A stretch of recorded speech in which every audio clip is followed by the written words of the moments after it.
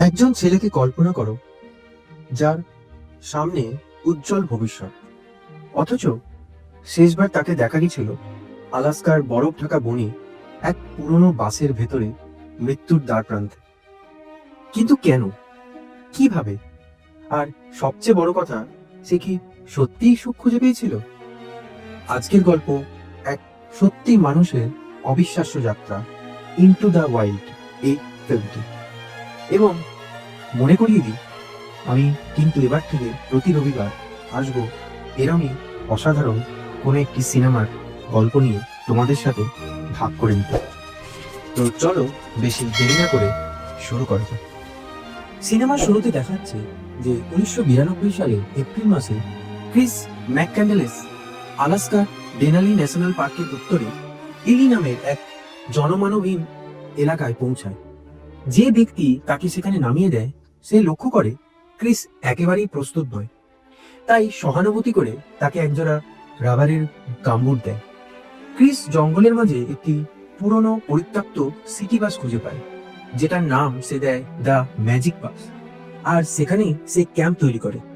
নিঃসঙ্গতা, প্রকৃতির সৌন্দর্য আর নিজের খাবার নিজে জোগাড় করার উত্তেজনা, এইসব মিলিয়ে সে খুবই খুশি। সে একটি .22 রাইফেল দিয়ে শিকার করত, বই পড়ত আর দিনলিপি লিখত।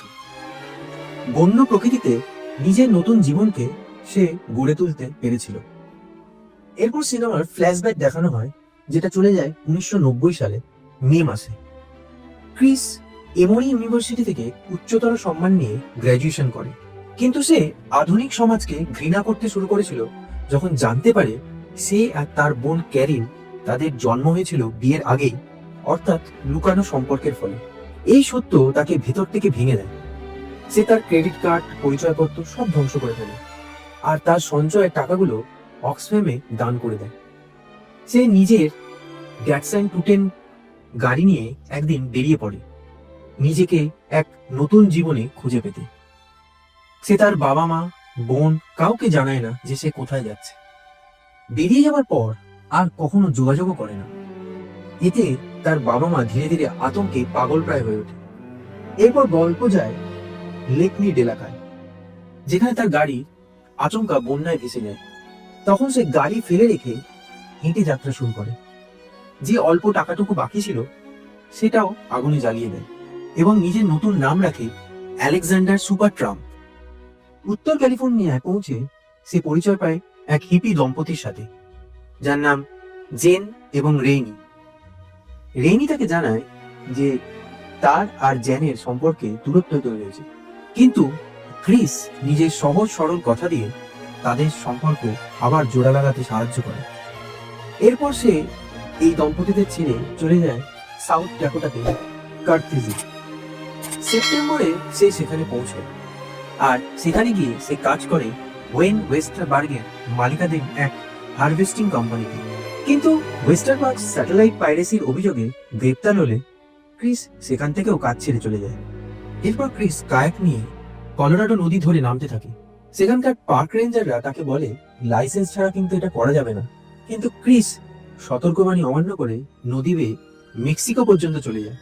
একসময় তার কায়াক মরুভূমির ধুলোঝড়ে উড়ে যায়, তাই সে পায়ে হেঁটে যুক্তরাষ্ট্রে ফিরে আসে।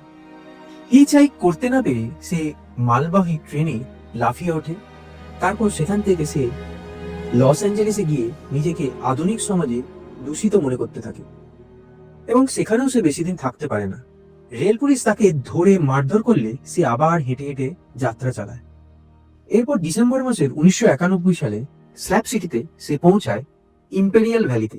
সেখানে আবার দেখা হয় জেন আর রেইনির সঙ্গে, আর সেখানেই তার সঙ্গে পরিচয় হয় কিশোরী ট্রেসি ট্র্যাটোর। মেয়েটি কিন্তু ক্রিসকে প্রথম দেখাতেই পছন্দ করে ফেলেছিল, কিন্তু ট্রেসি অপ্রাপ্তবয়স্ক হওয়ায় ক্রিস তার অনুভূতি গ্রহণ করেনি এবং তাকে কিন্তু সে বুঝিয়ে দিয়েছিল যে এটা উচিত নয়।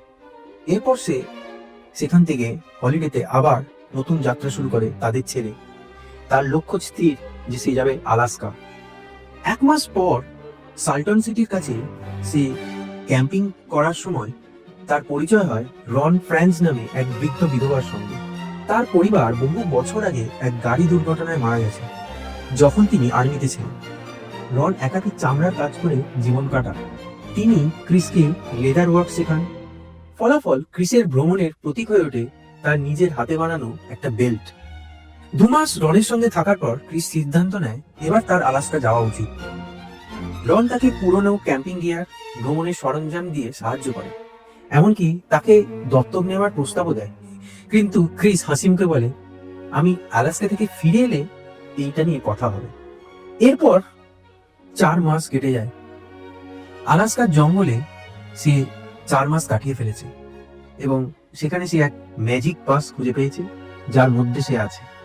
ম্যাজিক বাসে ক্রিসের জীবন কঠিন হতে শুরু করে। বেঁচে থাকার লড়াইয়ে সে কয়েকটি ভুল সিদ্ধান্ত নিয়ে ফেলে। একদিন সে একটি বড় মুস জাতীয় প্রাণী শিকার করতে পারে, কিন্তু মাংস সংরক্ষণ করতে না পারায় কয়েকদিনের মধ্যে সেটা পচে যায়। তার খাবারে মজুদ কমতে থাকে এবং সে বুঝতে পারে প্রকৃতি যতই সুন্দর হোক না কেন, নিয়ম ভাঙলে সে নির্মম হয়ে ওঠে। এরপর সে বুঝতে পারে যে সত্যিকারের সুখ তখনই সত্যি হয় যখন তা কারো সঙ্গে ভাগ করা যায়, আর তখন থেকে তার মন বিচলিত হতে থাকে। সে ফিরে যেতে চায় তার পরিবার, তার বন্ধুদের কাছে, কিন্তু যে জলধারা সে শীতকালে অতিক্রম করে এসেছিল সেটা বরফ গলার পর সেটা ফুলে ফেপে উঠেছে। তার প্রশস্ত, গভীর আর ভয়ঙ্কর হয়ে গেছে। সে কোনোভাবেই সেটা পার করতে পারে না।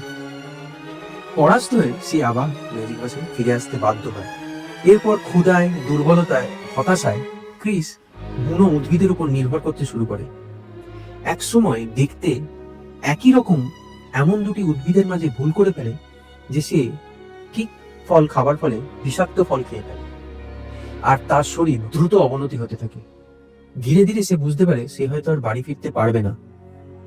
মরতে বসেও সে তার ডায়েরিতে লেখে তার নিজের উপলব্ধির কথা, আর স্বপ্ন দেখে যদি সে বেঁচে ফিরতে পারত তাহলে সে কি কি করত। শেষে সে একটা চিরকুট লিখে যায়, বিশ্বের উদ্দেশ্যে বিদায়, আমি সুখী জীবন পেয়েছি, আর নিজের স্লিপিং ব্যাগে ঢুকে চির ঘুমে তলিয়ে দেয়।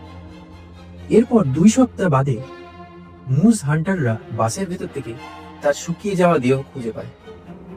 এর কিছুদিন পরে তার বোন কারিম নিজের ব্যাগটাকে করে ভাইয়ের অস্থি নিয়ে ভার্জিনিয়ায় ফিরে যায়। তো তোমার কি মনে হয়, ক্রিস সত্যি স্বাধীনতা পেয়েছিল, নাকি স্বাধীনতাকে খুঁজতে গিয়ে নিজে জীবনটাই হারিয়ে ফেলল? অবশ্যই কমেন্টে জানিও। এইরকম বাস্তব, বিস্ময়কর আর হৃদয় ছোঁয়া গল্প আমি তোমাদের জন্য প্রতি রবিবার নিয়ে আসব।